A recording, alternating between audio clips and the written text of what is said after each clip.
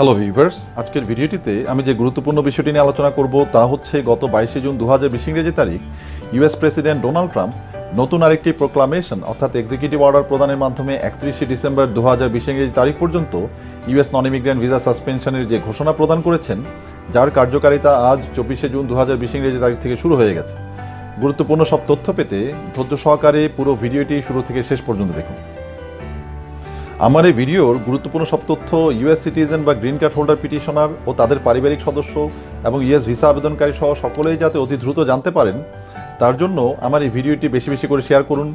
এছাড়াও US visa ও immigration সংক্রান্ত গুরুত্বপূর্ণ সব তথ্য ও সর্বশেষ আপডেট পেতে আমার চ্যানেলের সাবস্ক্রাইব বাটন এবং পাশে থাকা বেল আইকনে ক্লিক করে সাথেই থাকুন। আমি আমার অন্য একটি ভিডিওতে ইউএস ভিসায় নতুন পাবলিক চার্জ রুলের অন্তর্ভুক্তি নিয়ে আলোচনা করেছি। উক্ত ভিডিওর লিঙ্ক আমার এই ভিডিওর ডেসক্রিপশন বক্স এবং আমার এই ভিডিওর শেষে দেওয়া আছে।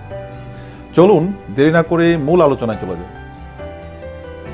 ইউএস প্রেসিডেন্ট ডোনাল্ড ট্রাম্প তার নতুন এক্সিকিউটিভ অর্ডারের মধ্যে সাময়িকভাবে সুনির্দিষ্ট ক্যাটাগরির নন ইমিগ্রেন্ট ভিসা সাসপেনশন তথা স্থগিতাদেশের মধ্যে যে সকল বিষয়গুলো উল্লেখ করেছেন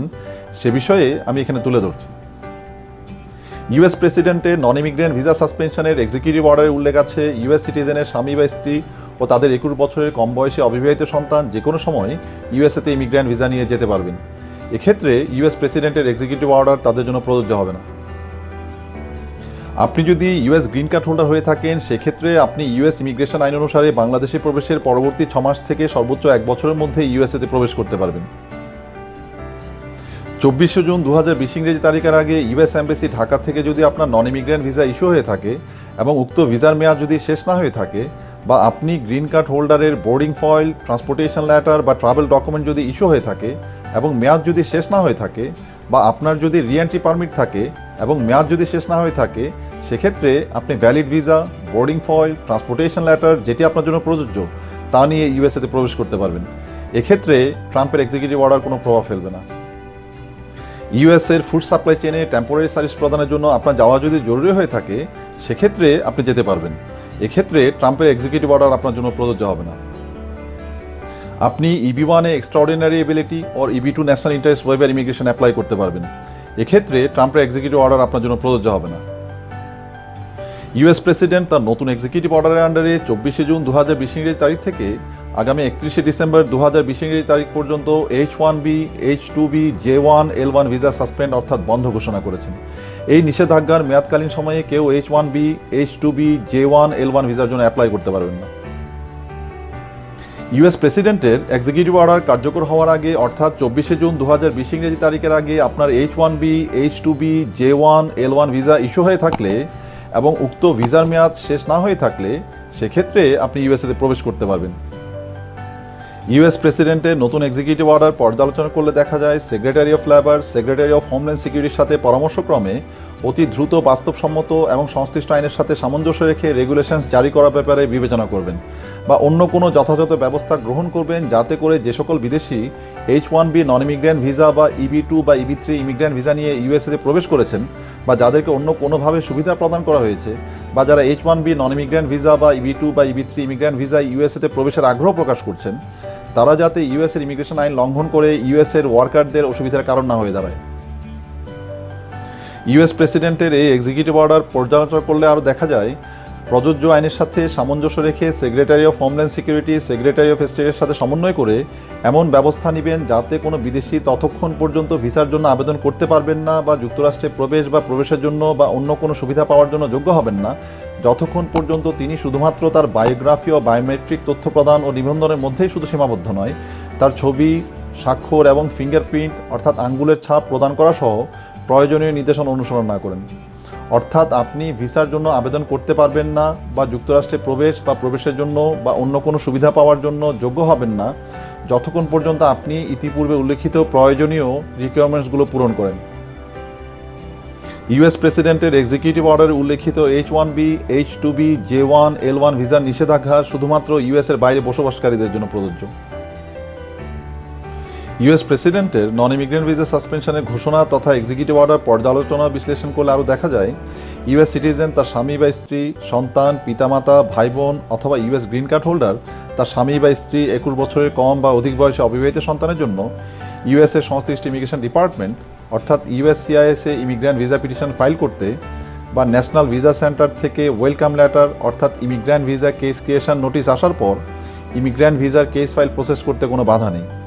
এছাড়াও B1 B2 visit visa, F1 student visa, E2 investment visa বা EB5 ইনভেস্টমেন্ট বেসড ইমিগ্রেশন তথা গ্রিন কার্ড অ্যাপ্লাই করতে এবং উক্ত ভিসা বা ইমিগ্রেশন নিয়ে ইউএসএতে প্রবেশ করতে কোনো বাধা নেই। কারণ ইউএস প্রেসিডেন্টের নন ইমিগ্র্যান্ট ভিসা সাসপেনশনের নতুন ঘোষণা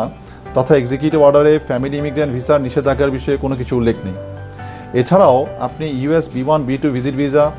F1 student visa, E2 investment visa বা EB5 ইনভেস্টমেন্ট বেসড ইমিগ্রেশন তথা গ্রিন কার্ড অ্যাপ্লাই করতে পারবেন।